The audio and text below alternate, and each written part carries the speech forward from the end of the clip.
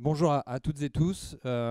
Merci David pour les mots d'introduction. Du coup, vous avez maintenant à l'esprit déjà le principe de cette table ronde qui va être d'avoir une pluralité de points de vue et d'actions dans le territoire, associations, entreprises et tiers-lieux, sachant que l'association du Grand Rebond, en dehors de la tournée des tiers-lieux, se focalise justement sur le fait de travailler en transversalité avec ces trois univers tout au long de l'année autour de projets communs dans des logiques de co-développement. Donc on est un catalyseur et on a été ravis de partager cette aventure avec toute l'équipe de la tournée et à chaque étape avec les acteurs qui nous ont reçus. Merci d'ailleurs à la Maison Glaze et puis à tout le réseau des tiers-lieux en Bretagne de nous recevoir pour cette étape. Et en plus sous le soleil pour la dernière, donc c'est merveilleux. Je vous invite pour les intervenantes et intervenants déjà à prendre place. Il n'y a pas de siège attitré, donc mettez-vous à l'aise comme vous le sentez. Pendant que vous vous installez, donc un petit mot sur le déroulé de cette table ronde. On va commencer par un premier tour de table pour que toutes les initiatives soient bien identifiées. Et puis ensuite, on va interagir. Donc n'hésitez pas à garder des questions, des réactions ou des témoignages complémentaires à l'esprit pour qu'on puisse ensuite vous donner la parole. Voilà, ça se veut très spontané, hein. C'est pas seulement des questions. Si vous avez des regards croisés, n'hésitez pas, parce que c'est aussi comme ça qu'on va fonctionner avec nos intervenantes et intervenants. L'objectif, c'est de déceler des liens qui existeraient déjà, parce que les acteurs en général, localement, se connaissent et ont souvent des projets communs, mais peut-être aussi des nouveaux ponts qui peuvent être créés, ou en tout cas des ponts à renforcer. C'est un petit peu le fil rouge de cette table ronde. Un petit mot aussi pour vous dire que, comme le disait David, la tournée a duré 1 an, donc on a archivé beaucoup de contenu. Et sur le site legrandrebond.fr, tout n'est pas encore en ligne, mais presque. À chaque étape, on a enregistré des séquences vidéo, comme on le fera tout à l'heure, donc ce sont des capsules qui sont disponibles en ligne. Et les tables rondes, pour un grand nombre d'entre elles, sont aussi disponibles en replay si vous voulez aller voir dans d'autres territoires quelles sont les initiatives, les tendances et vous connecter avec eux. C'est des ressources qui sont là pour ça. Alors, on va commencer ce tour de table avec Sylvain Suzoni, tu as un micro, on a 3 micros au total. Merci Sylvain de nous recevoir. C'est mieux? Ça a l'air d'être bien. Donc Sylvain, tu es coordinateur de Maison Glaze. Exactement, avec Akira, ouais. Et on va commencer par présenter Maison Glaze, même si beaucoup d'entre nous, j'imagine, connaissent déjà bien ou se sont informés avant de venir. Mais si tu peux nous reposer un petit peu le contexte et notamment la dimension très particulière de ce site. Ouais. Alors Maison Glaze, déjà c'est un lieu, vous l'avez vu, c'est un point de sortie de la rade, c'est vraiment un lieu magnifique. Historique, parce que ce site a accueilli que ce soit un bagne militaire, que ce soit dans toutes les soutes que vous voyez, toutes les petites bosses que vous voyez sur le terrain. Est-ce qu'on a la main pour monter le son peut-être? Là, je le mets là. Au niveau de la technique. Là c'est mieux. Ok. Désolé, je suis pas habitué, je chante pas très bien. Oui, du coup, c'est vraiment un site plein d'histoires, et notamment d'histoire militaire, puisque à la base, ça servait pour défendre la rade de l'Orient. Donc, il y a eu de l'artillerie, et tout ça, c'est des soutes à munitions. Toutes les bosses que vous voyez sur le terrain, il y en a 5 sur notre terrain, il y en a d'autres ailleurs. Et après, ça a été un bagne, et après, ça a été une colonie de vacances pour les militaires, pour les enfants des militaires. Et en 2018, la mairie a fait un appel à projet. Akira, qui doit pas très loin, a répondu et donc a proposé à la mairie de monter ce tiers-lieu à vocation écologique et à vocation de créer du lien sur le territoire. Donc refaire vivre un petit peu Gavre qui notamment l'hiver se meurt un petit peu, puisqu'on est quand même sur un territoire où il y a 60% de maisons secondaires, donc il y a vraiment un gros gap entre ce que vous voyez en ce moment qui est le début de saison et l'hiver quand on est ouverte, puisqu'on est ouvert toute l'année. Il y a vraiment deux saisons qui sont vraiment complètement différentes. Donc ce tiers-lieu ou lieu hybride, suivant comment on les appelle, puisque la définition d'un tiers-lieu elle est encore floue pour moi, mais pour beaucoup. C'était la journée d'hier, non? Vous avez abordé ce sujet hier, je crois. Ouais, la définition d'un tiers-lieu a toujours été une histoire compliquée. Hein. Moi, quand j'ai fait une formation sur les tiers-lieux, justement, on a passé une semaine à essayer de définir ce qu'était un tiers-lieu et on n'a jamais réussi. On va voilà. pas se lancer aujourd'hui alors. Ouais, voilà, ça tourne beaucoup quand même autour de la communauté. C'est quand même la communauté qui va faire ce qui est un tiers-lieu et puis ce qui est véhiculé et ce qu'on arrive à faire ensemble. Mais même ici, ce qui a été défini au départ n'est pas ce qui est en train de se faire. Donc c'est vraiment quelque chose qui bouge avec les gens qui y sont et c'est l'énergie qu'elles y amènent et voilà, ça peut dévier un petit peu. Bon, la ligne directrice, elle est conservée, hein, on n'est pas en train de prôner le pétrole, mais du coup, ça peut évoluer à la marge en fonction des gens qui font partie du tiers-lieu. Et le terrain fait 1,5 hectare au Voilà, total, 1,5 hectare, ouais. avec une presqu'île qui est sujet à recouvrement à un moment donné. Ouais, un des principaux sujets quand on parle de dérèglement climatique ici, c'est les submersions marines. On a la mairie de Gavre, une bonne partie qui est submersible. On l'a vu sur des précédents épisodes et avec notamment les problématiques de submersion marine qui ne sont pas forcément les 20 ou 30 ou 60 cm qu'on annonce, mais plutôt la récurrence d'événements qui avant étaient centennales, qui vont devenir décennales, qui vont peut-être devenir annuels. C'est là où on se rend compte vraiment de l'impact des submersions marines sur les côtes, quoi. Et cette configuration, ça vous met dans une disposition particulière par rapport aux activités et aux projets que vous conduisez? Ouais, déjà, on essaie de sensibiliser au maximum les Gavrais. C'est pas forcément acquis. Tout le monde n'a pas conscience qu'on est sur un territoire à risque, hein, même je sais pas si on peut. Non, on va peut-être pas parler des élus, mais il y en a. Enfin, pour certains, ils ne se sentent pas concernés par le réchauffement climatique, notamment en Bretagne où il fait bon vivre. Quand on parle de réchauffement climatique, ça leur parle pas. Il fait toujours froid l'hiver et puis pas trop chaud l'été, donc les conséquences directes, ils les voient pas. Alors qu'il y a de vraies conséquences, on les voit sur la route, hein.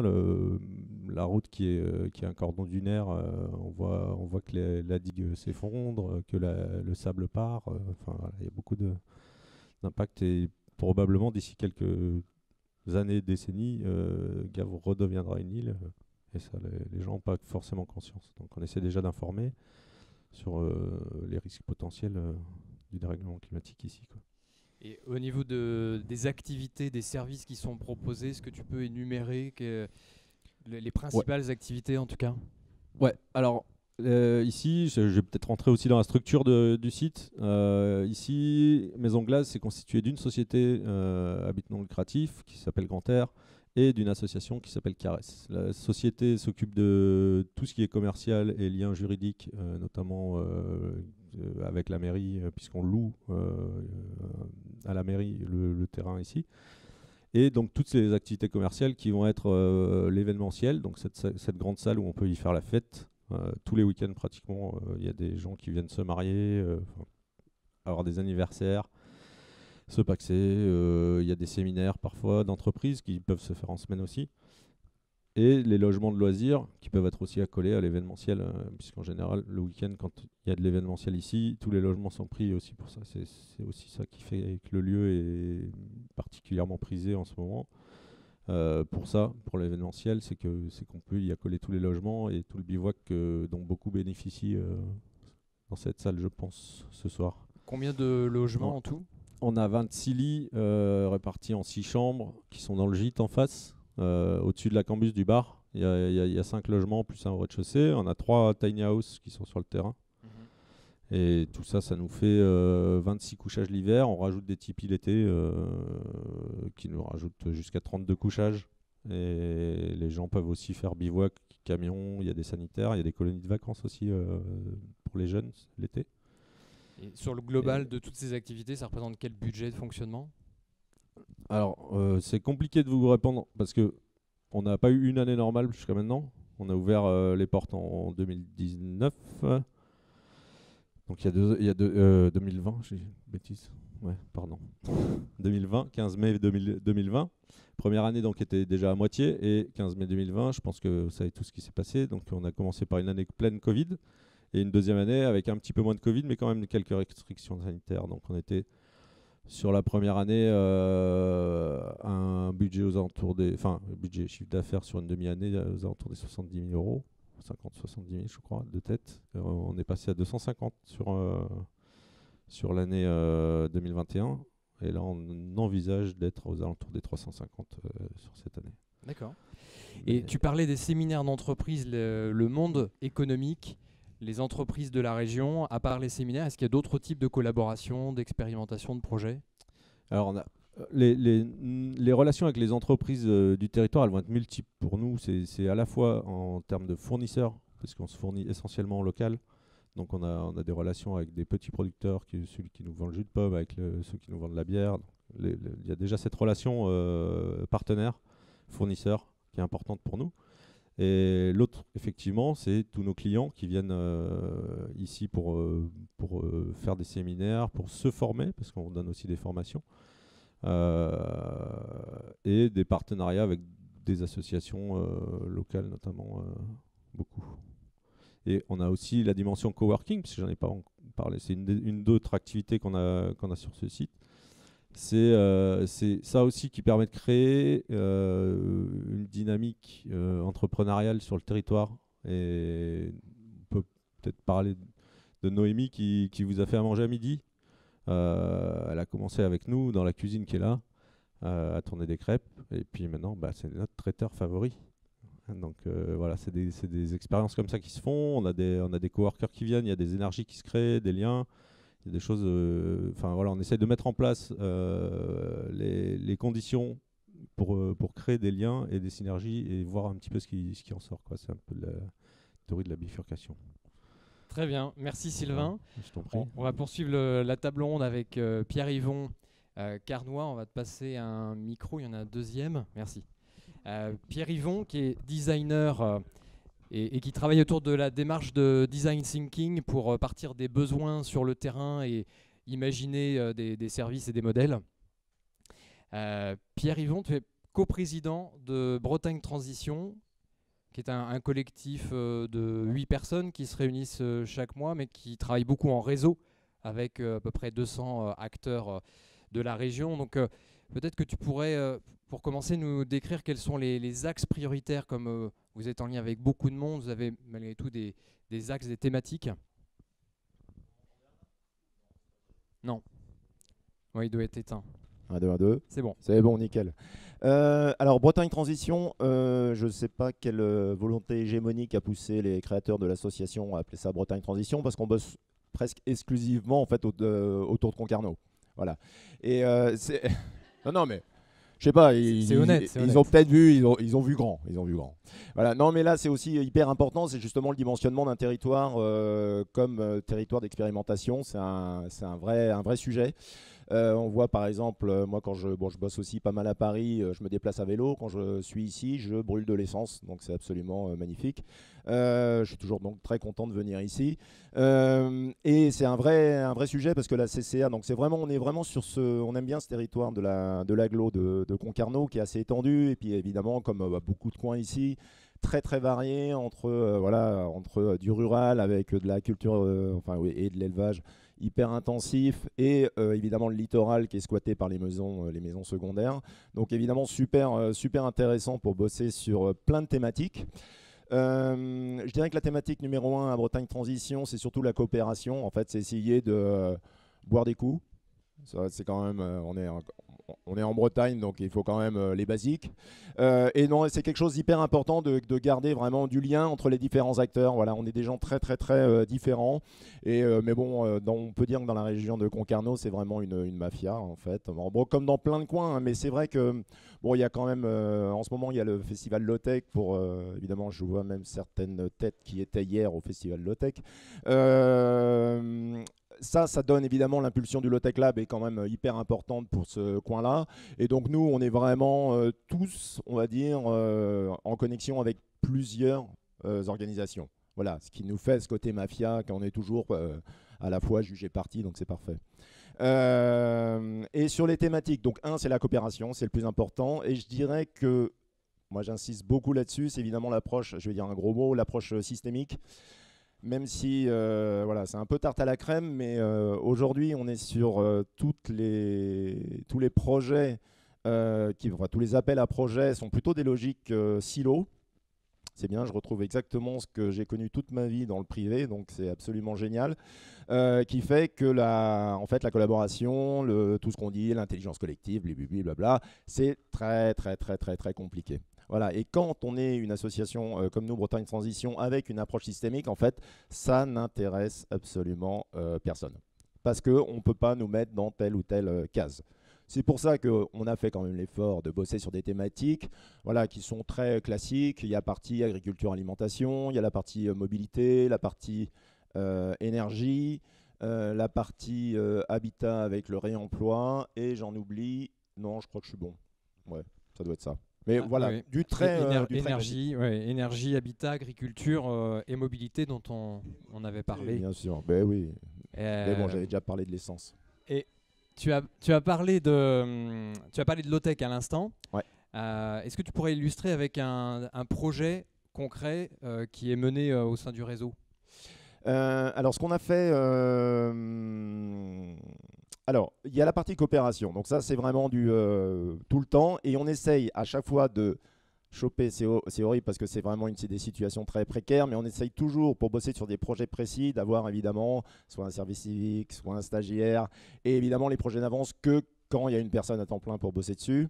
Et l'année, ça fait maintenant plus d'un an, on avait bossé à une remorque partagée, en fait, une remorque assistée, électriquement assistée, qui permet de faire de la logistique, même la logistique du dernier kilomètre, sur toute l'agglo. Voilà, donc ça reste un prototype fonctionnel, hein. Il y en a évidemment, il n'y a qu'une remorque. Vous pouvez la voir au festival d'ailleurs.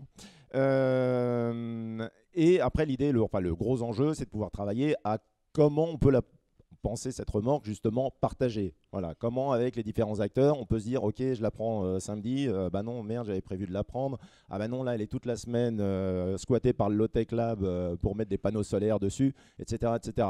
Donc en fait, des choses qui semblent très pas de grande importance, mais qui nous permettent vraiment de tester, faire vraiment du proto fonctionnel. Ça, c'est un très bon exemple. Et avec les collectivités locales, vous avez des collaborations, des liens ?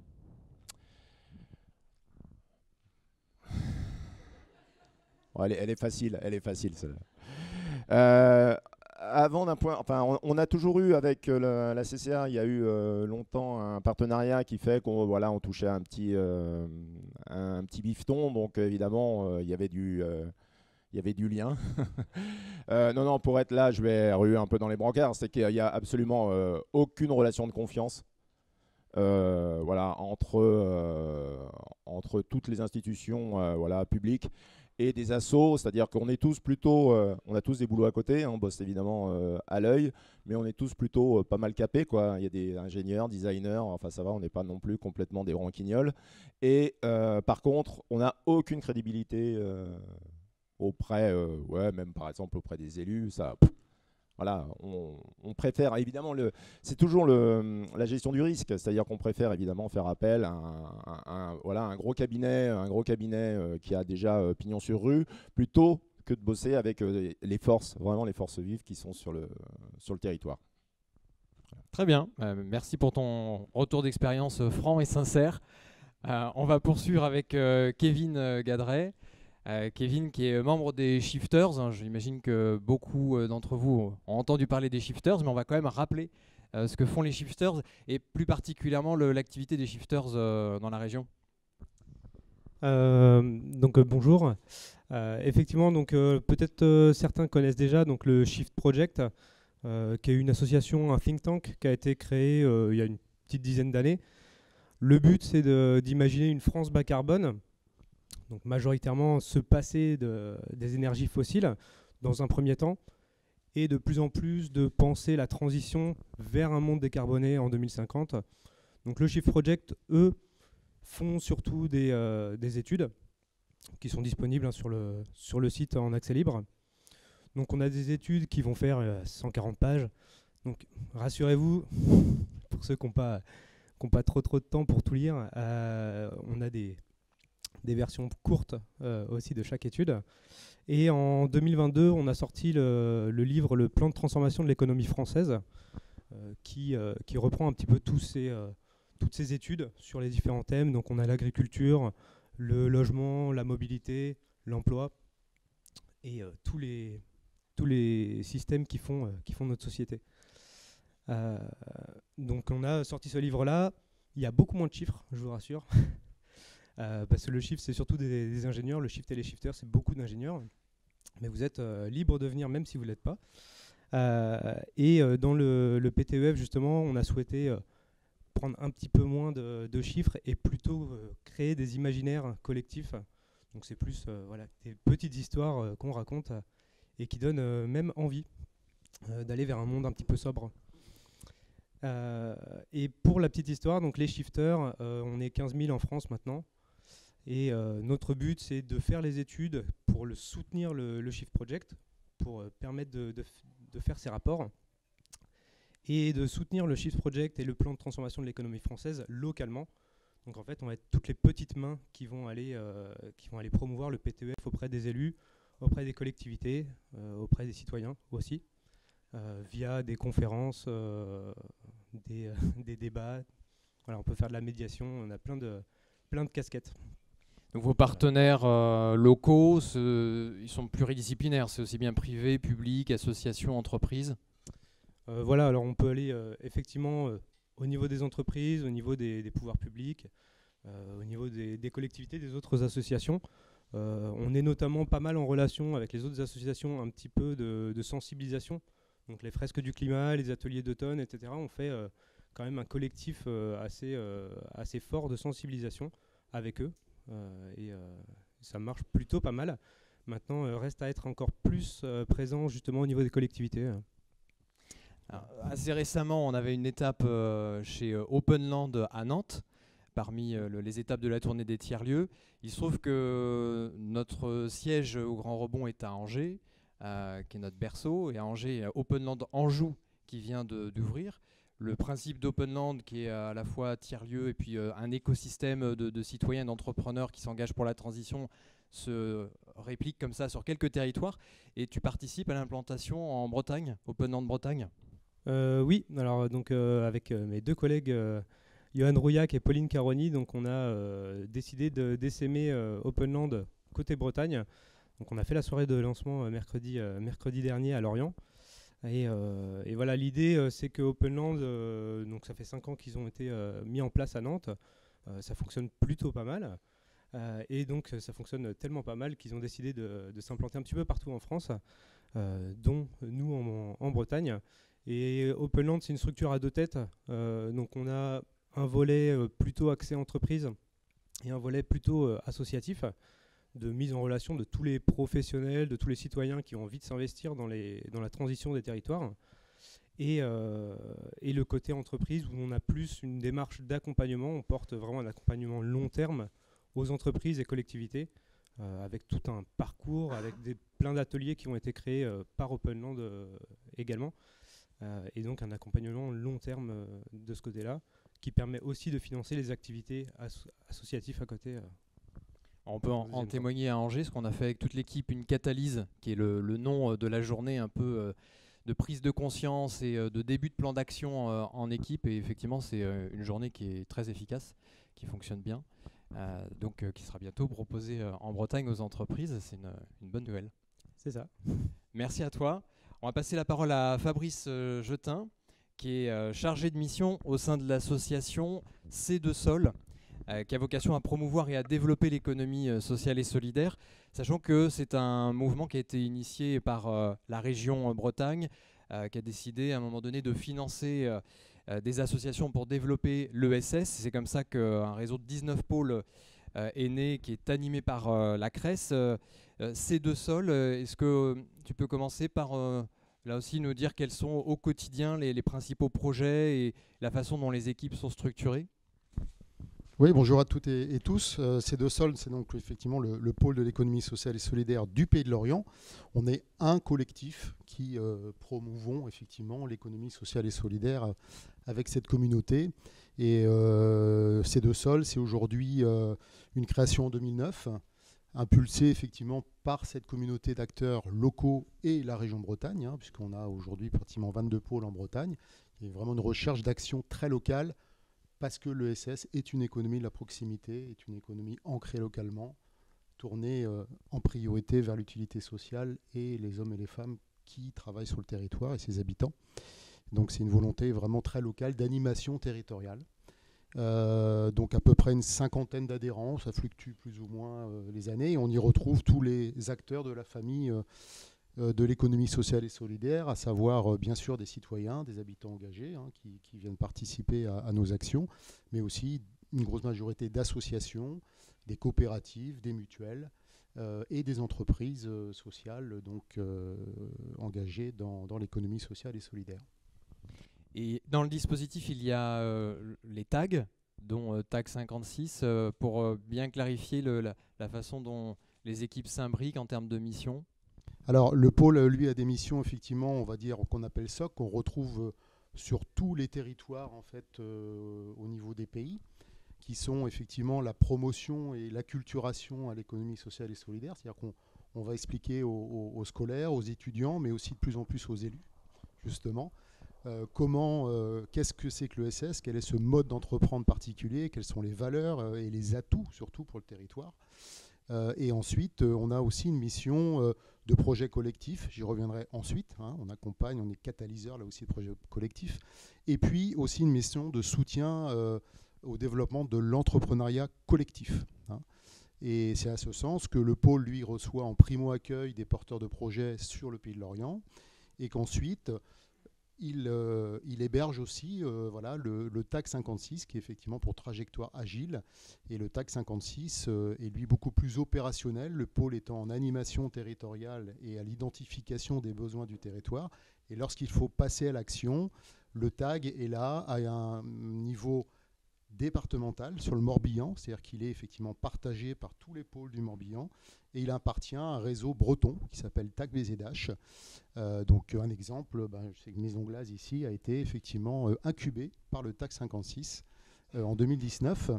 Et puis on retrouve aussi le Café Code Zéro. Je crois que Mathilde a été incubée par le TAG aussi. Bon, voilà, le rôle fort du TAG, c'est un incubateur de projets d'entrepreneuriat qui ensuite choisissent effectivement d'aller vers tel et tel statut.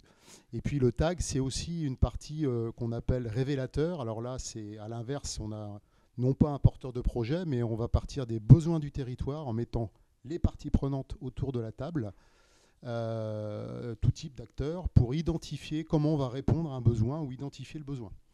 Et ensuite, effectivement, tout le travail que fait le TAG est de pouvoir apporter des propositions de réponse et de trouver un porteur de projet.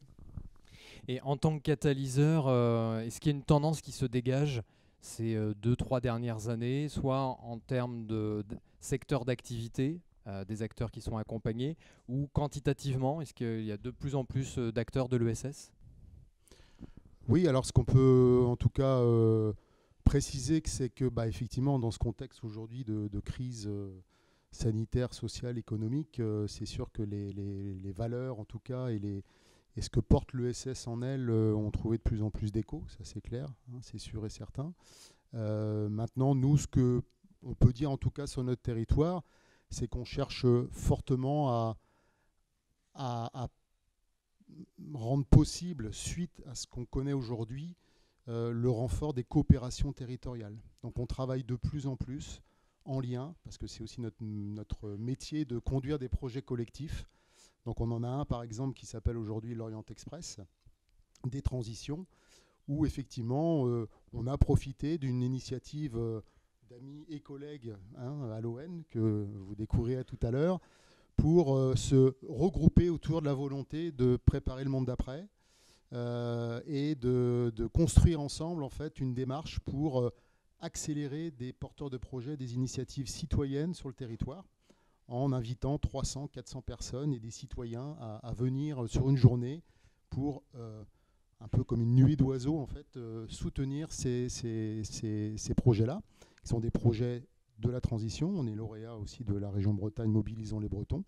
Et donc l'objectif, c'est de pouvoir effectivement réunir autour de nous un maximum d'acteurs, de structures coopérantes et de citoyens sur ce projet de l'Orient Express qui aura lieu le 15 octobre à Lorient, à l'UBS.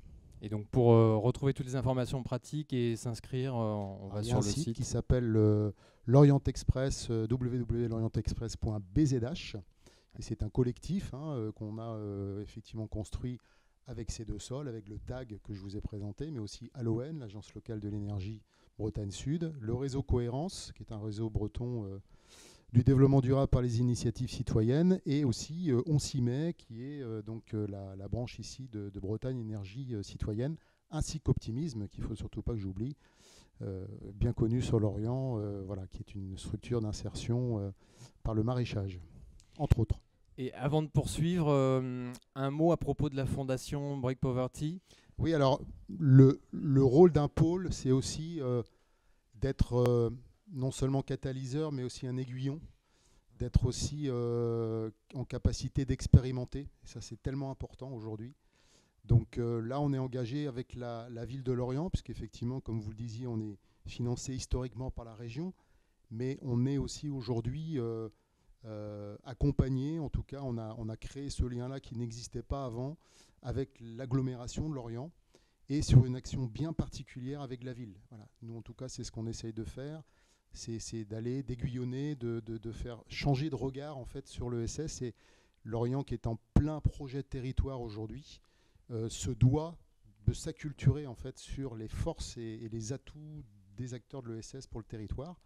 Et une des actions qu'on expérimente, c'est de créer une alliance entre acteurs publics, acteurs sociaux dans les quartiers prioritaires et acteurs économiques du territoire, acteurs publics, pour en fait venir en soutien à des actions dans les quartiers pour participer à la lutte contre la pauvreté des jeunes. Donc on est en train de sélectionner avec un COPIL, un comité de pilotage, à peu près une quinzaine d'initiatives qui viennent de... Je peux donner un exemple sur des domaines qui touchent petite enfance, décrochage scolaire et accès au premier emploi.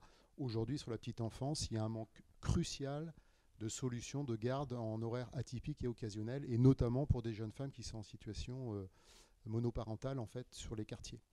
Donc on est en train on a identifié quelque chose qui marche aujourd'hui, qui est financé en partie par la ville et qui permet de garder les enfants à domicile sur les horaires atypiques avant de les amener à l'école. Et donc là, on est en train de monter une solution pour que des entreprises puissent venir financer et qu'on monte en fait dans le nombre de places proposées. Voilà. Et la dotation financière de la fondation aujourd'hui est à quel niveau? Alors, la fondation, elle, de son côté, nous apporte uniquement une méthode. C'est-à-dire qu'il y a, c'est juste, aujourd'hui, il y a 50 territoires en France qui sont couverts. Lorient est le premier territoire, la première ville à mettre ça en place. Et donc, on va certainement viser, sélectionner 6 à 7 projets associatifs qui seront aidés à hauteur de 20 000 € à peu près par an pendant 3 ans. C'est-à-dire qu'on est sur un programme de 3 ans. Et tout l'intérêt, c'est l'approche collective. C'est-à-dire que ce qui marche, qui fonctionne ailleurs, c'est que on est effectivement sur une fédération en fait, de bonne volonté à la fois privée, publique et acteurs sociaux. Voilà. Merci pour toutes ces informations. Merci. J'en profite pour vous dire un mot sur un des projets soutenus par le Grand Rebond qui est justement en lien avec ces sujets de solidarité, de création de liens, avec un partenaire qui s'appelle Dom+, qui est assez peu connu en France, mais pour autant on a 20 millions de Français qui ont recours à leurs services, mais en marque blanche, par le biais des mutuelles d'assurance. Et leur spécialité, c'est l'intermédiation sociale. Donc, en clair, une des problématiques, c'est que les ayants droit souvent ignorent les services auxquels ils peuvent avoir recours, qui sont extrêmement nombreux pour autant en France. Et donc, ils décilotent tout ça avec une boîte à outils qui est composée d'à peu près 50-70 solutions privées et publiques.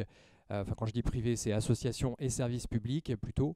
Et donc, on est en train de travailler avec eux autour d'un fonds de dotation qui a vocation à rendre accessible cet accompagnement personnalisé sur un parcours de 9 à 18 mois pour lever tous les verrous qui permettent de régler une problématique de parcours de vie qui est souvent une constellation de plusieurs problèmes enchevêtrés les uns avec les autres.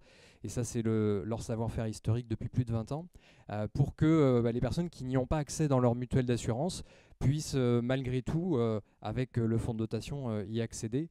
Et donc ça fait partie aussi des sujets au travers la tournée et les différentes connexions que l'on est amené à faire, qui nous intéressent. C'est-à-dire qu'au-delà d'être de passage pour un événement ponctuel, On cherche aussi à créer des liens avec des acteurs comme vous. Et je sais que beaucoup dans la salle sont très impliqués dans des associations et des tiers-lieux, de façon à ce que ce genre de dispositif puisse rentrer en réseau et qu'on puisse mutualiser un certain nombre de solutions dans des approches systémiques qui effectivement ne sont pas toujours les plus faciles à financer, mais en tout cas ce sont des sujets d'intérêt dont on pourra reparler si vous le voulez dans le reste de la journée. Merci pour toutes ces précisions. On va poursuivre avec Mathilde Jamier-Videcoq, qui est fondatrice et dirigeante du comptoir d'ici. Donc effectivement, il y a un lien avec Tag 56, parce que vous avez été incubé au début de l'activité. Première promo. Première promo en plus. Ouais. Comme quoi les activités sont pérennes. Petit retour d'expérience justement sur cet accompagnement. Sur l'accompagnement du tag, alors c'était la première promo. Donc déjà, ça m'a appris que quand on démarre un projet, forcément, on fait des crash tests. Et donc on a fait des crash tests en tant que première promo aussi. On a finalement aidé le tag à s'installer. Voilà. Et moi, ça m'a beaucoup servi dans la suite de mon projet aussi, d'avoir finalement cette humilité-là, de se dire on essaye des trucs et puis on va voir si ça va marcher.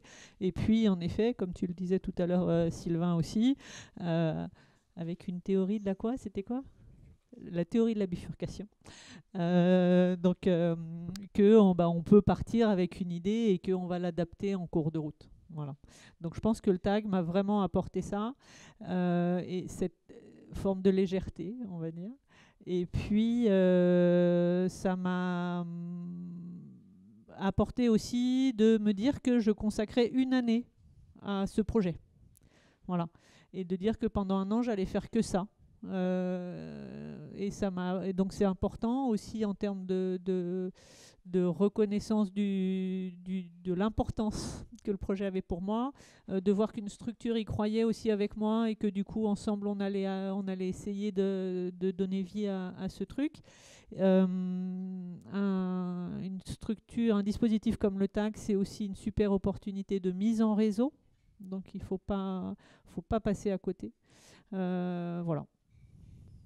Très bien, merci. Alors l'activité en elle-même, pour le coup, quel est le business model et l'offre ? Alors le business model, nous on a créé, j'ai créé le comptoir d'ici en fin 2017. Début 2020, on pensait qu'on avait trouvé un modèle économique. Et puis après, il s'est passé des trucs en 2020. Donc le modèle économique, depuis le premier confinement, est difficile à restabiliser, on va dire. Voilà. Nous, en gros, on fait... j'ai créé le comptoir d'ici parce que je voulais que ce soit facile d'acheter des produits locaux de qualité et aussi créer des opportunités de les cuisiner avec plaisir. Voilà. Donc ça, c'est le why. Et puis concrètement, on fait de la vente en ligne de produits bio locaux. Quand j'ai commencé, moi, en 2017, le produit local, c'était ici, Optimisme, dont Fabrice parlait tout à l'heure. C'était les AMAP, c'était la Biocoop.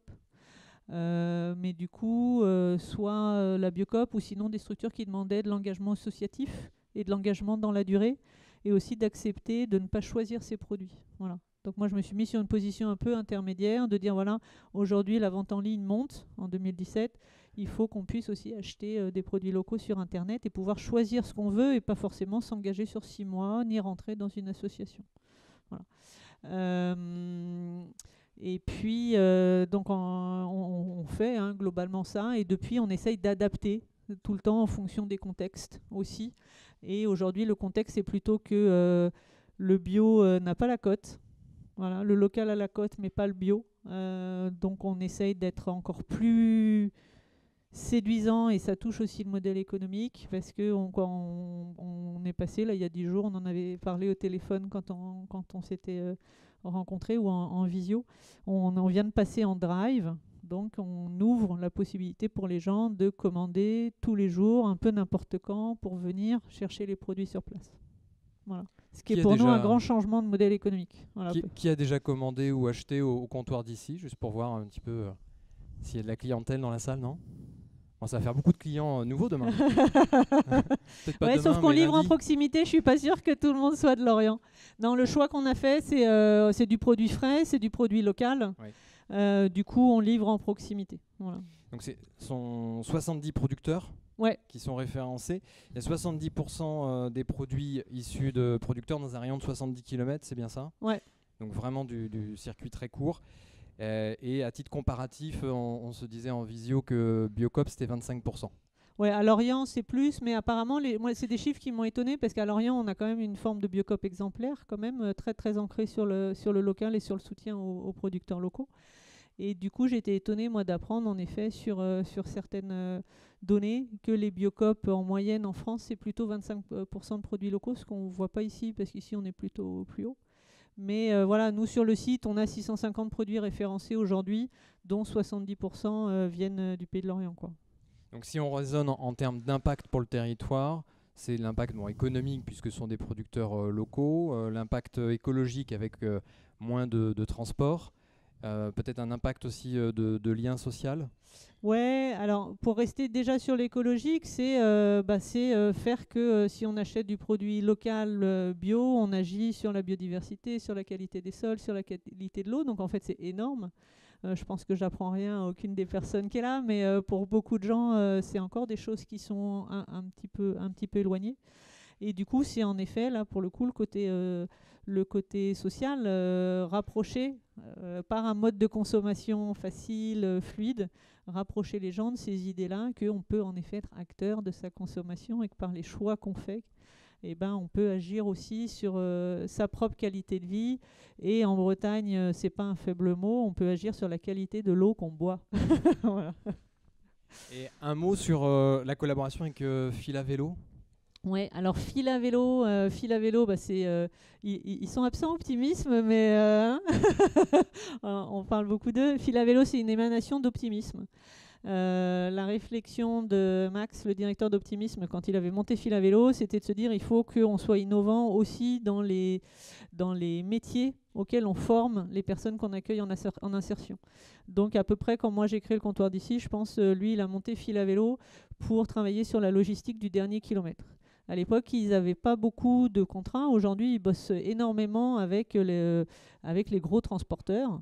Ils ont même maintenant un système pour déplacer des palettes avec les vélos pour pouvoir partir des centrales du port de pêche pour pouvoir livrer en centre-ville. Et pour nous, moi, ça m'a d'abord permis en fait de me décharger d'une partie de mon activité auprès d'un prestataire, très simplement, à un moment où je faisais tout toute seule. Donc avoir un prestataire de qualité, ça me permettait moi globalement de préparer plus de commandes et puis de les préparer au fur et à mesure qu'elles partaient avec les livreurs à vélo. Et puis il y a beaucoup de gens dans notre clientèle qui sont aussi sensibles au fait qu'on fasse travailler l'insertion. Et c'est fondamental. Voilà. Moi, c'est un truc que j'ai vraiment appris par Fil à Vélo parce que c'était un champ de l'activité qui m'était totalement étranger. L'importance de l'insertion, notre importance à nous, en tant que partenaire aussi, pour ces structures d'insertion, pour participer à la formation de leurs salariés, finalement, parce que c'est ce qu'on fait. Oui, et puis ça vient amplifier l'impact social par le choix de fournisseurs comme celui-ci. Et si on parle de perspectives de développement, est-ce que les comptoirs d'ici, on va en voir ailleurs? Est-ce que le but, c'est de rester plutôt local? Aujourd'hui, j'ai pas de réponse à cette question. Je pense que c'est la problématique à laquelle les tiers-lieux aussi sont pas mal confrontés. Moi, à côté du comptoir d'ici, dans l'Orient, je suis voisine de la Coloc, qui est un autre tiers-lieu, et à un moment, elles se sont posé la question, en effet, de créer des franchises, par exemple. Mais c'est les tiers-lieux. Le comptoir d'ici, c'est un projet. Moi, je l'ai fait un peu à mon image et à l'image de ce que je voulais faire à Lorient. Donc, c'est pas facile de le réfléchir en termes de réplicabilité. Est-ce que ça pourrait être intéressant? Pour le coup, en termes de modèle économique, il y a certaines choses qui seraient intéressantes à mutualiser, en effet. Un certain nombre de trucs autour de la com. Là, moi, je viens de faire développer une super plateforme grâce à la région Bretagne, une super plateforme Internet. Elle pourrait aussi servir à d'autres. Donc, c'est plus sur des histoires comme ça que ça serait intéressant. On s'est posé la question, plutôt que de franchise, de free-chise, qui est un système que je ne connaissais pas, mais voilà, des plus ouverts que des franchises. Et voilà, mais pour moi aujourd'hui ça fait sens surtout sur Lorient, et si déjà on arrive à trouver un modèle économique à Lorient, c'est bien. Très bien. Merci. Merci. On va continuer avec Marie-Laure Lamy, un micro qui doit être par là, voilà. Marie-Laure, qui est de formation économiste, mais qui est aussi depuis 2010 directrice d'Aloen. On a fait tout à l'heure un petit clin d'œil à Aloen, donc il y a des collaborations déjà entre vous. C'est une association au sein d'une fédération nationale. Tu peux nous expliquer un petit peu l'activité aussi ? Oui, donc à Aloen, Agence locale de l'énergie et du climat de Bretagne Sud, créée en 2005. On fait partie des 40 agences locales de l'énergie en France, dont 7 et bientôt 8 en Bretagne. Donc on a un super réseau breton. Donc la spécificité des agences locales de l'énergie, c'est que ce sont des associations loi 1901, mais fondées par les pouvoirs publics. Donc nous, on a été créés par la région Bretagne, par l'ADEME, l'Agence de la transition énergétique, et l'Orient Agglomération. Donc ça nous donne une double casquette qui est très sympa, puisqu'on peut à la fois être reconnu comme membre du monde associatif et comme parlant la langue des institutions. Je rebondis sur ce que disait mon voisin. On a quand même, ça c'est un premier message que moi je voudrais passer, on a quand même en ce moment, quand on est à statut à but non lucratif, des difficultés à être crédible. Et c'est quelque chose que moi, personnellement, je ne comprends pas auprès des pouvoirs publics. Et je pense qu'il va falloir qu'on mène quelques petits combats sur ce sujet. Donc les 3 piliers aussi de notre gouvernance, c'est intéressant parce que le modèle des agences locales de l'énergie, c'est 3 collèges.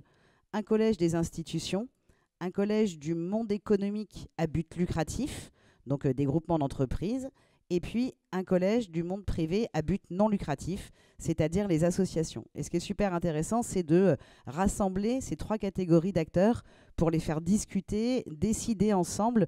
Ça donne une richesse de points de vue qui est toujours bienvenue. Je continue sur la présentation d'Aloen. Peut-être de souligner les spécificités, parce que les autres boucles sont un petit peu différentes.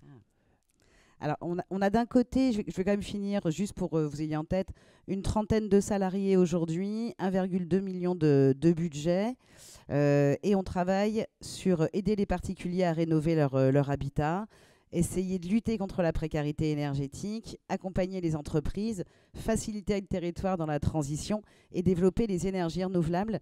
Et je vais rebondir sur le Shift Project, et il le sait. Donc vous avez d'un côté les travaux du Shift qui permettent de voir comment on sort des énergies fossiles.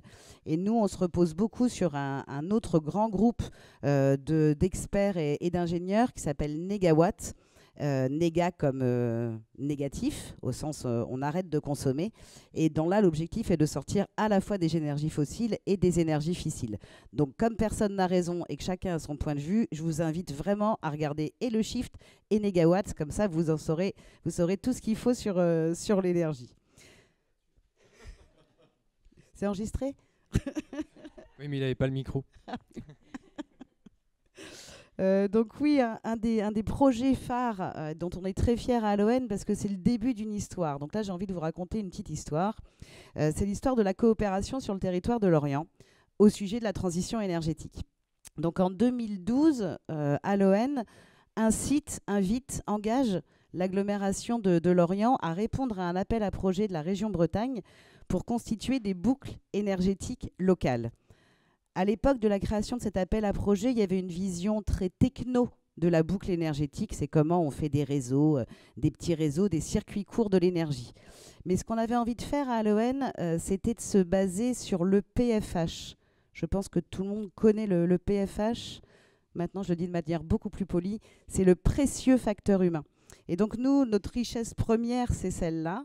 Et donc, ce qu'on a voulu faire, c'est une boucle humaine énergétique et donc rassembler nos partenaires qu'on connaît puisqu'ils sont avec nous au conseil d'administration, les entreprises, les institutions, les organismes de formation, les associations de consommateurs, environnementales et j'en passe, pour que tout le monde travaille ensemble sur les mêmes thématiques. Alors on est allé en silo, hein, parce que pour rassembler les personnes, il fallait des thématiques, sinon c'est trop vague. Donc on a bossé sur l'agriculture, on a bossé sur les déplacements, on a bossé évidemment sur la rénovation de l'habitat, sur l'accompagnement des entreprises.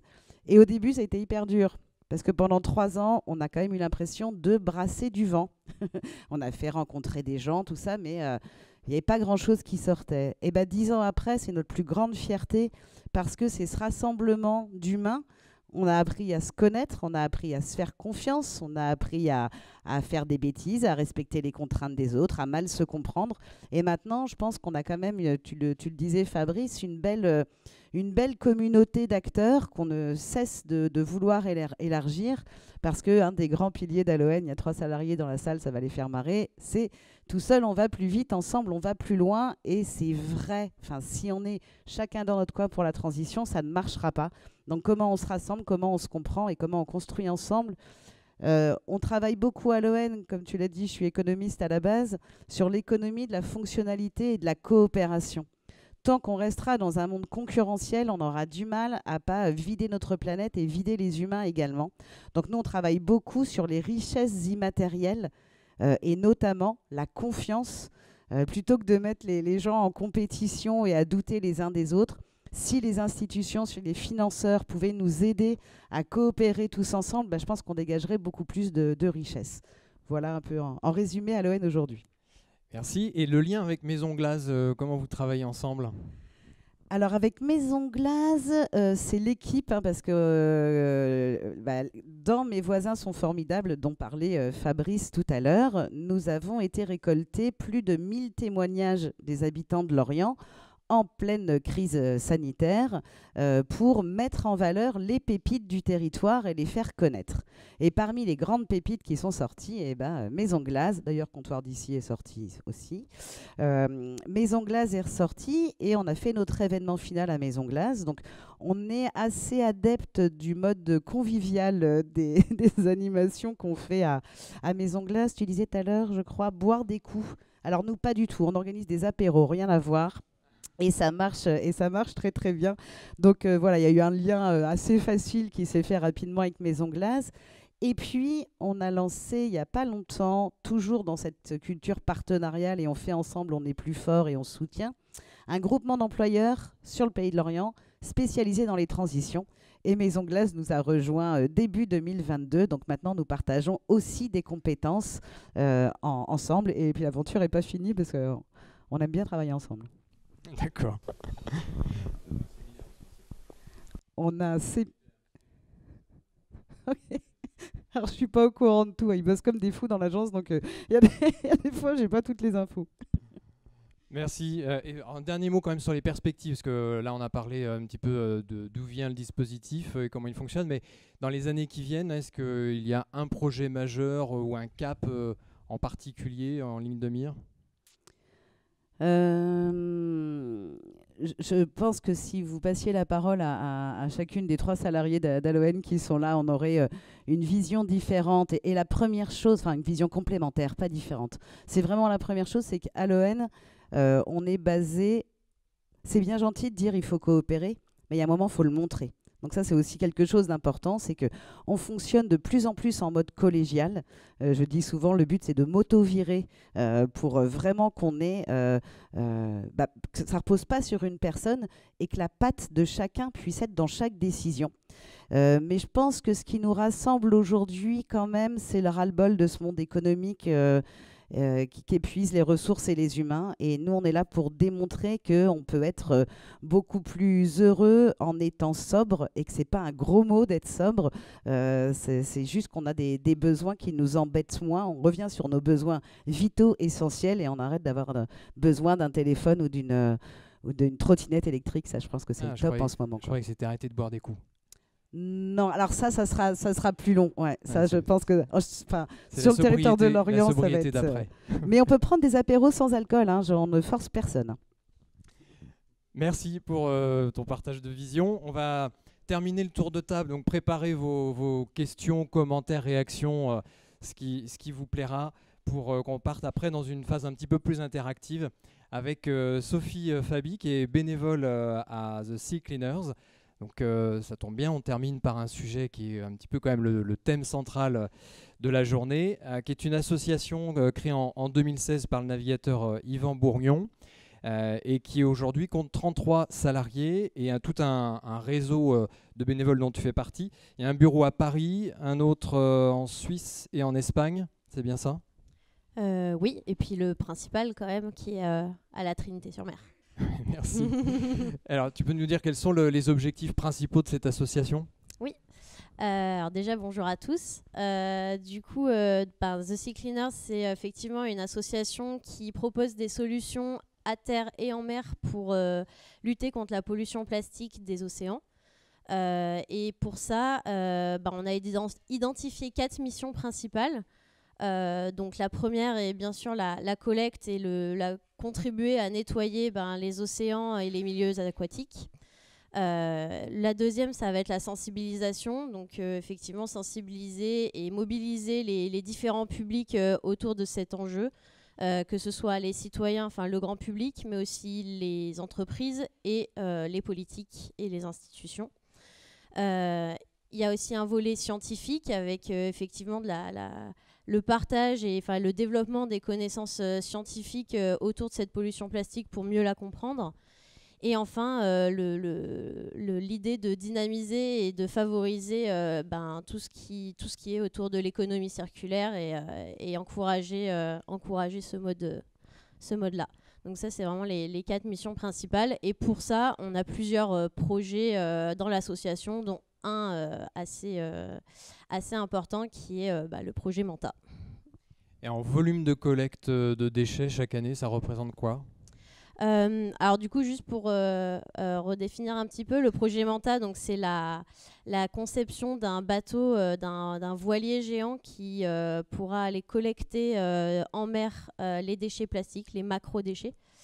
Donc c'est vraiment un bateau usine qui va aussi participer, qui va pouvoir revaloriser à bord les déchets et les concrètement transformer les déchets en énergie et alimenter la propulsion du bateau. Donc l'intérêt de ce projet, c'est qu'il y a effectivement ce côté collecte, mais il remplit aussi les autres objectifs de sensibilisation, d'économie circulaire et de données scientifiques portés par l'association. En termes du coup de données, de collecte, on est, si on prend ça à l'heure, on est entre 1 et 3 tonnes de déchets collectés par heure. Après, il faut savoir que le bateau ne va pas fonctionner H24 toute l'année. Donc, on a un objectif sur l'année d'entre 3 à 10 000 tonnes de déchets collectés par an, quand il sera à l'eau, donc à partir de 2025. Et ça nécessite une levée de fonds ou elle a déjà été faite ? Alors, l'association fonctionne par financement privé pour l'instant. Donc avec des dons de particuliers et également du mécénat d'entreprise, donc avec différents mécènes qui participent aussi au financement. Et donc on peut considérer que c'est une levée de fonds et c'est en cours et on a déjà collecté une bonne partie du budget et on continue de chercher des fonds. Et le budget total recherché est de combien ?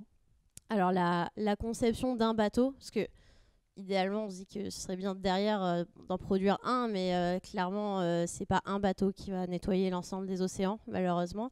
Mais déjà, l'idée, c'est d'en créer un, montrer que ça marche, et puis ensuite voir pour la suite.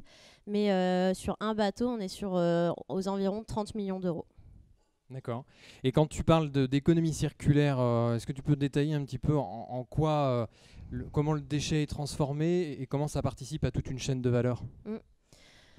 Après, l'économie circulaire, c'est très large et ça recouvre plein de choses. Donc, au-delà effectivement, il y a la partie recyclage et revalorisation des déchets qui est une partie importante, mais il y a plein d'autres aspects, notamment on a réfléchi à l'éco-conception du bateau. On a fait une analyse de cycle de vie. On fait en sorte de pouvoir vraiment sur l'ensemble des étapes du projet du bateau, mais aussi sur le fonctionnement de l'association. Évidemment, on essaye d'être cohérent de façon globale et de faire des efforts à tous les niveaux. Mais sur la partie collecte des déchets, du coup, je ne sais pas s'il y en a qui connaissent peut-être déjà, mais donc c'est un bateau qui collecte à la fois avec des filets à l'arrière du bateau et des tapis de collecte c'est un catamaran, donc avec un tapis de collecte qui fait remonter les déchets à bord. Donc il y a un tri manuel des déchets qui est fait par des personnes. Et puis ensuite, effectivement, il y a un système de revalorisation, donc qui va vraiment transformer les déchets en énergie, en électricité. Et là, effectivement, on est vraiment dans cet esprit d'économie circulaire, puisqu'on parle là de déchets pour la grande majorité non recyclables, parce que abîmés par les UV, par l'eau salée, voilà. Donc des déchets qui, à terme, si on ne les collecte pas, déjà vont soit couler à des profondeurs où ce sera compliqué d'aller les ramasser, soit se disloquer en microparticules de plastique qui sont encore plus compliquées effectivement à aller collecter. Et donc du coup on s'est dit tant qu'à faire, si on peut en faire quelque chose et permettre en plus aux bateaux d'avancer sans avoir à aller chercher du carburant à terre en plus, que ça participait à un système circulaire qui était bénéfique. Excellent. Et toi, à titre personnel, comment tu es rentré dans l'aventure? Qu'est-ce qui t'a poussé à devenir bénévole et à donner de ton temps? Du coup, j'étais forcément un petit peu sensible aux questions d'écologie, d'environnement de mon côté. Et puis, je pense que même pour beaucoup d'entre vous, c'est le cas. À un moment donné, on a un peu envie d'aller voir d'autres gens qui ont aussi qui partagent ces idées-là. Donc je me suis dit, j'ai envie de m'impliquer dans quelque chose de plus collectif. Et c'est là que j'ai rencontré The Sea Cleaners. Et ce qui m'a tout de suite plu dans le projet, c'était à la fois ce côté global de proposer vraiment à la fois des actions concrètes sur le terrain, d'avoir ce projet de bateau aussi, mais voilà, qu'il y a de la sensibilisation. Enfin, c'est vraiment un projet global pour cibler un enjeu. Et ce qui m'a plu dans la partie bénévolat, c'est vraiment le côté convivial. Nous aussi, on boit des coups. Et le côté diversité aussi des personnes qui composent l'association. Et c'est vrai que je reparlais avec le responsable du bénévolat il y a quelques temps, et c'est vrai qu'au niveau de l'ensemble des bénévoles, donc on est à peu près 500 bénévoles actifs en France actuellement, et apparemment, par rapport à d'autres assos similaires, c'est vrai qu'on a quand même la chance de rassembler des personnes qui viennent vraiment hyper diverses de tous les horizons, donc tous les âges, toutes les classes sociales, et du coup ça permet de mettre en contact des personnes qui n'auraient pas eu l'occasion de se rencontrer par ailleurs, et qui sont très diverses, mais qui se rejoignent vraiment sur un point, c'est vraiment cette envie d'agir et de se bouger pour les océans, et ça c'est vraiment ce qui m'a motivée. Merci Sophie. Vous êtes combien de bénévoles, juste pour avoir un petit peu un ordre de grandeur du réseau? Du coup 500 sur la France, et je sais pas, dans le Morbihan, du coup moi je fais partie de la délégation, on est organisé en délégation régionale sur la France, et donc ici c'est la délégation du Morbihan. Je pense qu'on est une bonne trentaine dans le Morbihan. Parfait, merci. On va maintenant prendre les premières questions, réactions. On a un micro que je peux vous faire passer si vous n'êtes pas trop loin, ou si vous vous rapprochez, ou sinon il suffira de parler suffisamment fort. Merci.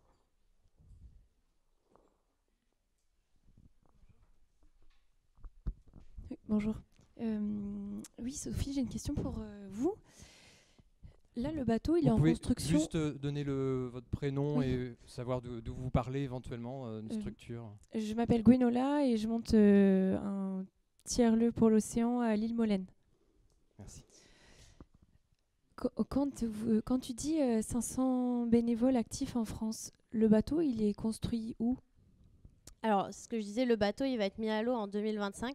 Donc là, il est toujours en phase, on est sur la fin de la phase de conception. Donc là, concrètement, on est en train d'échanger avec les chantiers navals, savoir où sera construit concrètement le bateau. Donc on n'est pas encore sur la construction. Et après, je ne sais pas si j'étais très claire là-dessus, mais sur la partie bénévolat, du coup, nous, en tant que bénévoles, on n'agit pas du tout sur la partie de conception du bateau. On est vraiment sur la partie plus sensibilisation, visibilité de l'asso, et action plus locale, donc concrètement avec organiser des ramassages de déchets, des collectes, sensibiliser dans les écoles, animer des événements, ce genre de choses. Et juste pourquoi une association, pourquoi vous n'êtes pas allé chercher des financements publics sur un budget de 30 millions comme ça? Alors, je ne sais pas si ça a changé. Je pense que ça va finir par arriver, hein, mais au début de l'association, donc l'association a commencé en 2016. Ils ont commencé par un crowdfunding pour vraiment lancer le truc. Et il faut savoir, pour avoir des financements publics, il faut remplir un paquet de dossiers et de demandes et de choses comme ça. Et au début, le projet avançait tellement vite que c'était trop long en fait de faire les démarches pour avoir des financements publics. Donc en fait on a été on a avancé, on a tracé et voilà, la partie publique nous rattrapera sûrement un jour, mais voilà, nous, on a décidé d'avancer. On est quand même effectivement sur un projet d'envergure, donc si on doit en plus attendre pour construire, 2025, on a déjà super hâte qu'il soit à l'eau, donc faut avancer. Mais oui, ça viendra, et après sur la partie publique, on essaye quand même de... on est quand même en lien avec eux, notamment par l'ONU, où on a une voix au niveau de l'ONU. On a notamment participé à la dernière COP 26, je crois. Et on essaye d'avoir une voix au niveau institutionnel à ce niveau-là, quoi. Voilà. Est-ce qu'il y a d'autres questions? Oui, allez-y. Christian Boucher, collectif pour la transition citoyenne en Afrique. Ce projet CityCleaner est tout à fait intéressant. Il est intéressant à différents niveaux technologiquement. Mais je m'interroge quand même toujours sur la pertinence de mes 30 millions d'euros sur un projet qui sera finalement sur l'échelle planétaire, sur l'ensemble des déchets plastiques notamment. Vous avez une considérable, on pourra en mettre même plusieurs bateaux, que ça ne changerait pas grand-chose sur le fond.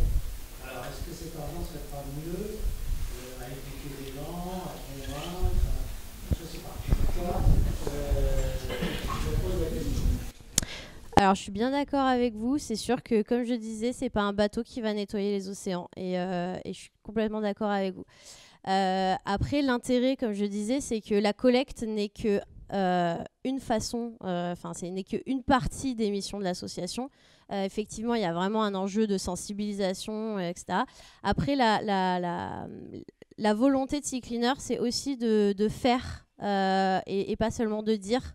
Et qu'on part du principe qu'on est quand même beaucoup plus crédible quand on est dans l'action, quand on est sur le terrain, quand on va... Voilà. Et du coup, la collecte, on part du principe que ça nous donne quand même une vraie crédibilité à aller ensuite sensibiliser les gens, surtout à l'international, pour aller dans des pays lointains, de ne pas arriver simplement avec une posture de donneur de leçons et de dire il faut faire ci, il faut faire ça, mais aussi de les au contact des acteurs locaux, et puis de co-construire. Je pense que ça a été un des sujets qui a été pas mal partagé aujourd'hui. L'idée de co-construire avec d'autres acteurs et d'avancer ensemble, quoi. Voilà. Et peut-être que les technologies qui vont être expérimentées peuvent aussi inspirer des acteurs qui ne sont pas des pure players, mais qui pourront peut-être les embarquer eux aussi pour nettoyer tout en faisant autre chose, en pêchant, pourquoi pas d'ailleurs. Complètement, effectivement, par exemple, les technologies qui sont utilisées à bord du bateau, notamment pour la revalorisation des déchets, pourraient très bien être utilisées à terre dans des endroits où le recyclage, les structures de revalorisation et de recyclage des déchets n'est pas encore performantes. Et on pense notamment à des zones portuaires qui pourraient effectivement s'emparer de ces technologies. Et avec lesquels on serait heureux de collaborer pour améliorer le traitement des déchets également à terre. Parce qu'on part du principe quand même que la pollution plastique des océans vient quand même de la terre. Hein, donc à un moment donné, il faut aussi agir en amont et pas seulement juste sur la phase de aval, quoi. Voilà. Oui, et puis on voit souvent que quelle que soit la course, la conquête de l'espace, où on peut toujours se poser cette question, est-ce qu'on n'a pas mieux à faire sur Terre que dans l'espace? Mais en même temps, à chaque fois, il y a des technologies qui permettent de trouver des nouvelles solutions. Donc il y a peut-être aussi cet intérêt dans ce type d'investissement. C'est juste une piste de réflexion, ce n'est pas une réponse. Tu voulais également réagir? Justement, le problème de l'allocation des budgets, c'est un vrai sujet là. Nous, notre vrai problème, je me souviens il y a un an, on faisait la fête chez Arthur, qui est maraîcher à Nison, et je lui parlais de vulnérabilité. Je lui dis, et pour toi, c'est quoi la vulnérabilité numéro 1? Donc je pensais qu'il allait me parler agriculture. Il m'a répondu, le logement. Voilà, et je pense qu'il y a un moment, si les mômes dans la région de Concarneau ne peuvent pas se loger, il ne va pas se passer grand-chose. Si on continue à faire juste des écopoles, des maisons de la transition et tout ça, voilà, ça va être sympa, mais en fait, c'est souvent des maisons en plus qui sont vides. Donc c'est pas ça du tout dont on a besoin, mais d'une vraie vitalité sur le territoire, et clairement de bosser sur le logement, ça c'est une vraie priorité.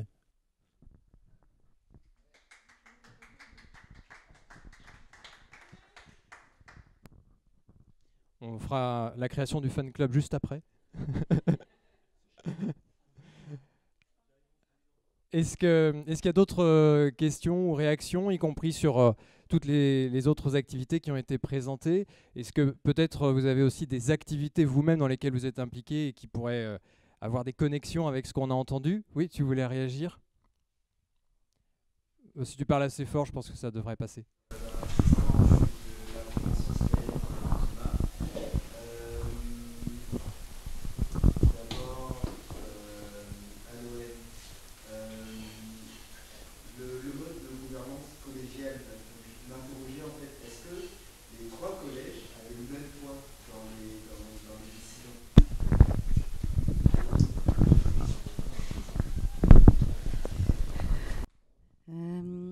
Alors en fait, ce qui est collégial, c'est le fonctionnement de l'équipe, pas le fonctionnement du conseil d'administration.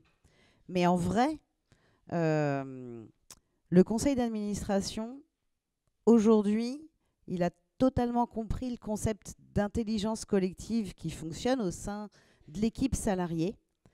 Et il sert principalement à remettre du cadre ou des garde-fous ou à nous ralentir sur certaines actions quand ils pensent qu'on va un peu trop vite.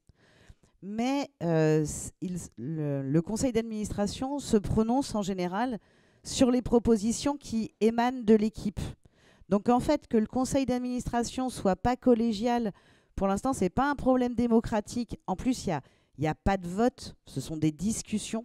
Il n'y a pas de vote au sein du conseil d'administration. Et que la collégialité, pour l'instant, elle repose principalement sur comment on fonctionne dans l'équipe. Ça répond à ta question. Et tu en avais une autre?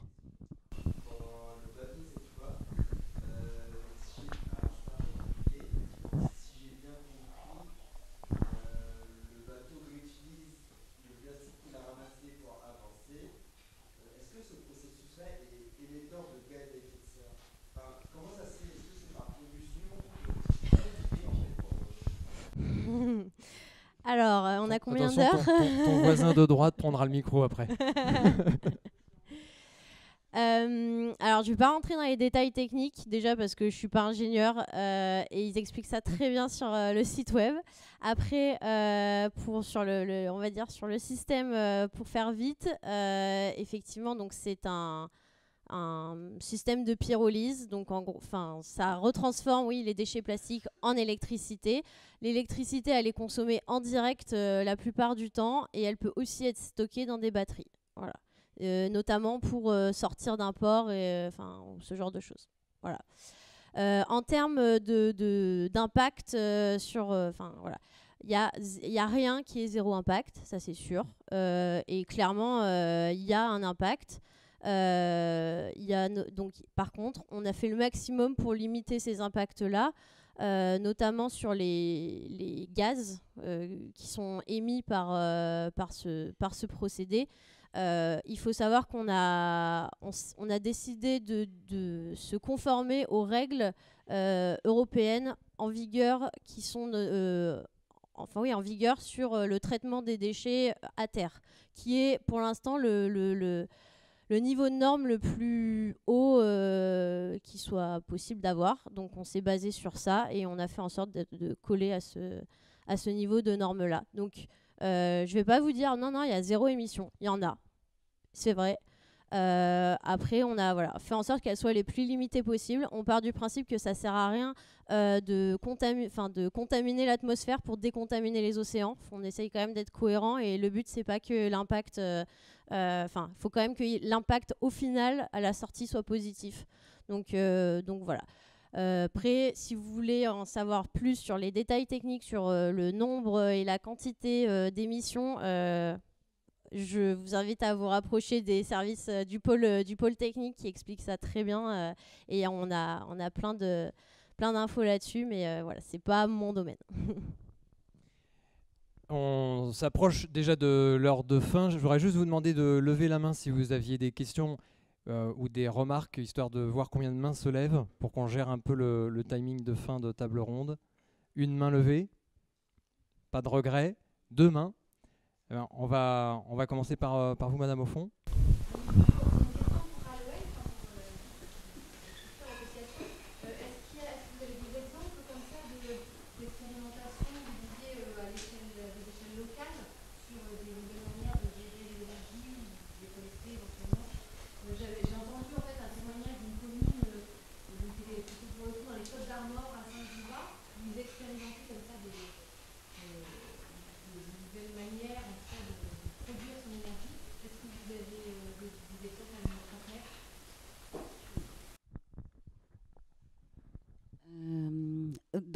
Par rapport aux boucles énergétiques, c'est ça? Ou de manière générale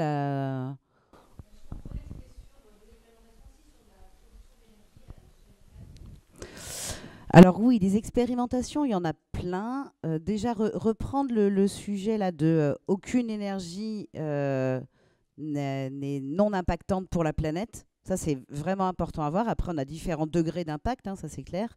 Mais il faut bien savoir que tant qu'on consommera comme des fous, on ne s'en sortira pas. Donc, une des plus grosses expériences, c'est vraiment de travailler sur limiter nos besoins. Et peut-être l'autre sujet que j'en profite pour dire, c'est qu'on parle beaucoup aujourd'hui d'autoconsommation. Derrière l'autoconsommation, il y a quand même un petit côté je m'occupe de mon chez-moi et les autres, tant pis. Qui serait quand même très dommage de trop encourager. Donc, je pourrais citer des projets d'autoconsommation, mais j'ai pas envie parce qu'on a une double chance en France. On a un réseau électrique qui arrive quasiment partout. On a un réseau gazier avec des espaces de stockage conséquents. Si déjà on pouvait tous se rappeler que le premier bien commun en énergie, ce sont ces réseaux, et qu'on les mette en valeur et qu'on les utilise à leur juste puissance, ce serait déjà énorme. Ne réinventons pas l'eau tiède et surtout passons pas notre temps à regarder bâtiment par bâtiment ou commune par commune. L'énergie, c'est un bien commun avant tout et c'est ça qu'il faut qu'on défende. Donc c'est une réponse un peu vague, mais c'était le message que j'avais envie de passer là. Oui, vous aviez une question. Oui, allez-y. Pierre.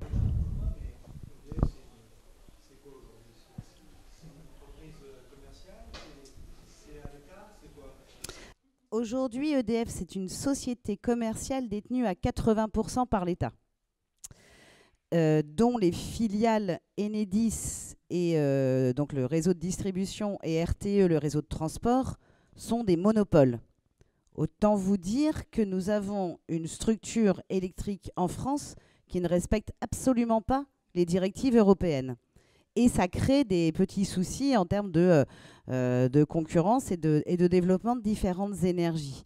Quand je dis que l'énergie est un bien commun, c'est parce que pour moi, c'est un bien commun. Aujourd'hui, c'est traité comme un bien commercial. On est bien d'accord.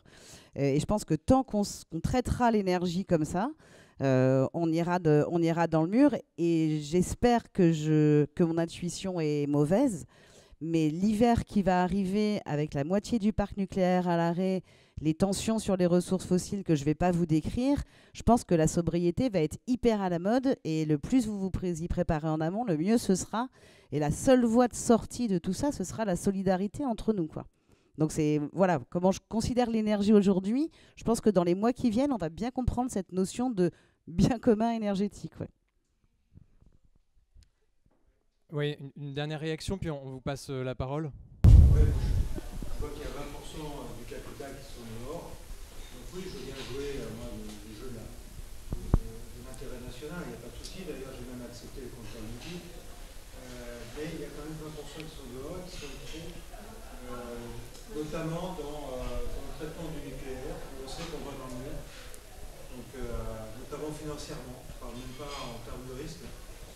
Mais là, il y a un vrai problème, un vrai sujet, qui te fait peut-être sourire, et tant mieux. Ah non, non. Tant que ce ne sera pas réglé, tu n'auras pas les Français à l'intérieur. Un mot pour répondre, oui, parce qu'après, ça va être un vaste sujet. Si je souris, c'est parce que je suis d'accord. Enfin, je voudrais pas créer de quiproquo. Et sur la plage, cet été, je vous conseille de lire une super BD qui s'appelle 100 000 ans et qui est un très bon lien entre énergie, environnement et démocratie. Voilà. Allez-y.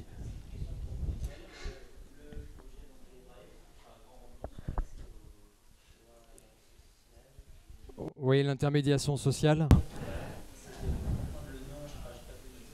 Alors, la société partenaire pour opérer le dispositif s'appelle DOMPLUS, DOMPLUS. Le fonds de dotation qui a été initié par DOMPLUS s'appelle Priorité à la personne. Et sur notre site internet, on a plusieurs vidéos que vous pouvez retrouver avec notamment Serge Bizouerne, qui est le fondateur de cette structure. C'est vraiment une approche systémique de la solidarité avec dans la boîte à outils des acteurs qui petit à petit viennent rajouter des nouvelles solutions verticalisées pour pouvoir traiter tout type de problématiques, les urgences comme la précarité alimentaire jusqu'à des approches plus long terme sur la formation, le retour à l'emploi, des enjeux de santé. Et l'expertise des équipes de DOMPLUS, c'est d'être en capacité, un peu comme un médecin, si on lui dit j'ai mal là, il va réussir par ses questions à comprendre quels sont non pas seulement les symptômes, mais les causes, et de travailler évidemment sur les symptômes, on va dire le plus urgent, mais de faire en sorte de traiter les causes. Donc c'est vraiment l'approche de solidarité qui est mise en place avec ce dispositif. On pourra avec grand plaisir après la table ronde rentrer plus dans le détail. Merci pour vos réactions, questions et à nos intervenants. On va finir la table ronde par un dernier tour succinct, mais ça vous permettra de reprendre le micro toutes et tous pour soit juste un mot pour annoncer une date ou profitez-en, ou sinon pour réagir à ce que vous avez entendu et sur lesquels vous n'avez pas eu l'occasion de rebondir. On va commencer par toi, puis on finira par Sylvain. 1, 2, 2. Non, mais je crois que c'est ce que tu disais là. Peut-être qu'on n'a pas assez insisté sur le besoin de sobriété et sur la redéfinition des besoins de chacun. C'est-à-dire qu'on essaye là en ce moment, c'est pour ça qu'on n'aime plus trop à Bretagne Transition ce mot de transition. C'est parce qu'il faut vraiment réinventer quelque chose. Et voilà, je fais une expérience débile, c'est qu'à titre perso, je vis dans une baraque en palette quand je suis ici sur le territoire, pour essayer justement de me poser vraiment cette question des besoins. Et je pense que c'est à chacun de faire vraiment ce travail sur soi et de se dire, mais en fait, de quoi j'ai besoin? Et là, on va pouvoir commencer à travailler sérieusement. Merci.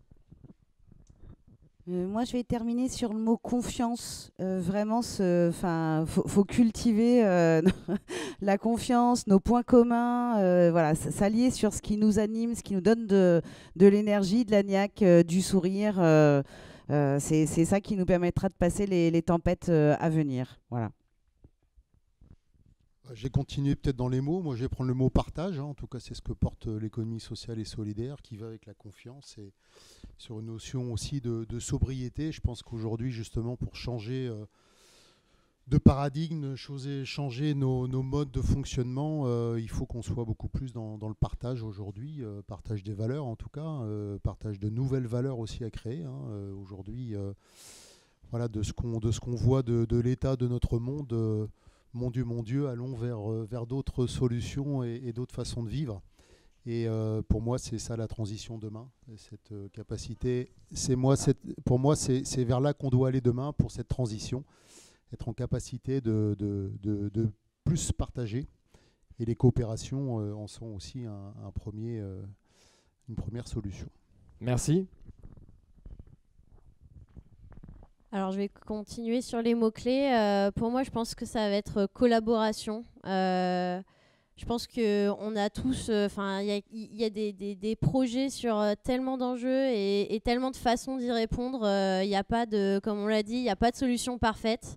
Et au lieu d'être, comme on l'a dit, sur un modèle de concurrence à aller dénigrer l'un et l'autre, il est plus que temps de vraiment se mettre ensemble, passer des divergences et aller au-delà pour vraiment avancer, se mettre ensemble sur ces enjeux-là et agir, vraiment agir sur le terrain et passer à l'action. Merci. Du coup, tu m'as piqué mon mot. Pas de chance. Mais j'aimerais bien juste rappeler l'image que donne Arthur Keller au niveau des défis systémiques. Tu parlais tout à l'heure d'un médecin qui avait une maladie à traiter. En fait, aujourd'hui, l'image qu'il prend, c'est que quand on a mal à la tête, on prend un Doliprane. Quand on a un problème de peau, on met une petite pommade. Et puis, je ne sais plus le troisième exemple aussi, quand on a mal à la gorge, on prend un petit cachet pour la gorge.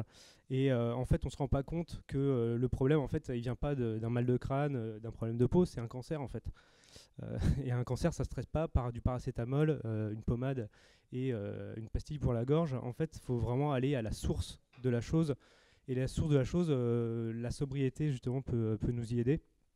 Et pour créer tout ça, cette émulation au niveau du citoyen lambda qui, lui, n'est pas sensibilisé, je pense qu'il faut qu'on arrive à créer des imaginaires collectifs.